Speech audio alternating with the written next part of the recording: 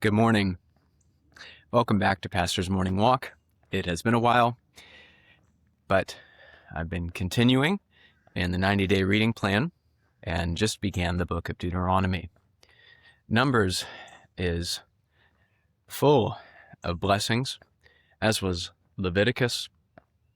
I recommend your reading and rereading of the books of Moses.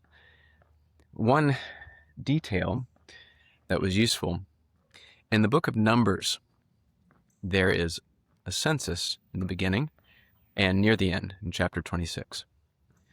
This is why the book has its name, Numbers.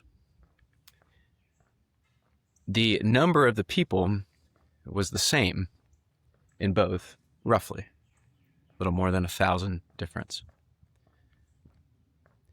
And this is a reminder that God's curse upon the people was fulfilled, that all the males 20 years old and upward were all destroyed in the wilderness.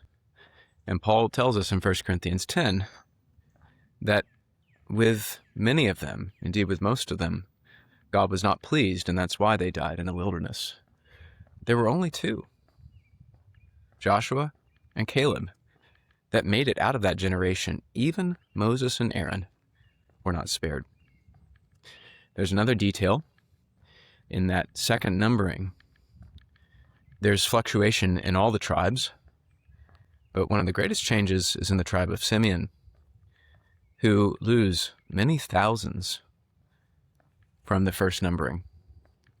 And this may be puzzling, but if you compare the previous chapter, 25, you see that in that chapter, this is when Phinehas rises up and uses his spear to do justice and destroy the man who had taken a Midianite woman into his tent.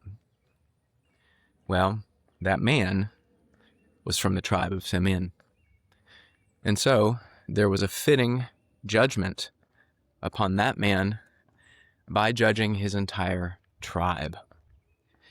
This is a reminder to us not only to flee sin for our own sake, but to flee sin for the sake of our people, our nation, our tribe, our family, our extended family.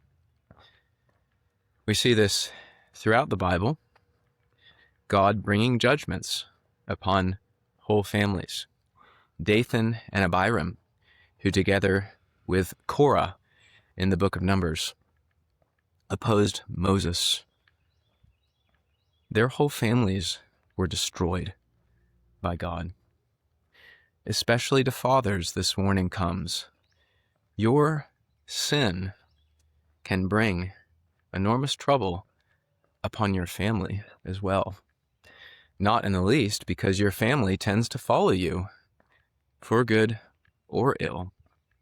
Remember, God is the God, as the second commandment says, who visits the father's sins upon the children unto the third and fourth generation of them that hate him. But remember, the same principle works for good.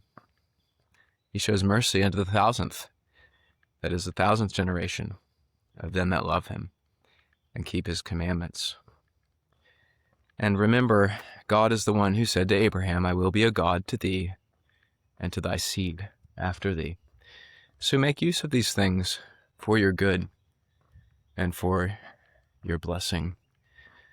But remember that God is not mocked, and that sin will find you out, even as Moses warned in the book of Numbers to the tribes who wanted their inheritance on the other side of the Jordan.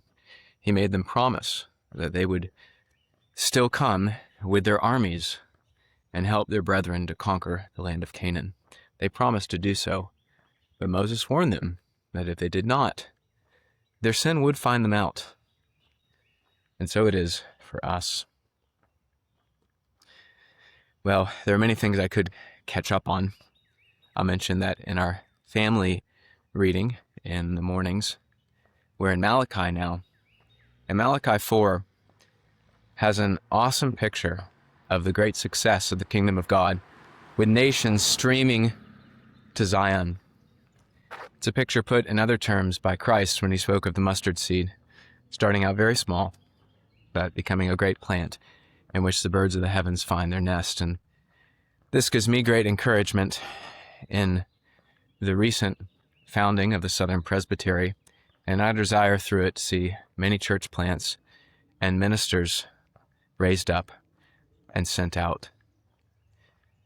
May the Lord make what right now is very small to be very great for the sake of Christ. He is worthy of the glory of many men coming to him, so that he might be the firstborn among many brethren. Well, may the Lord bless you today.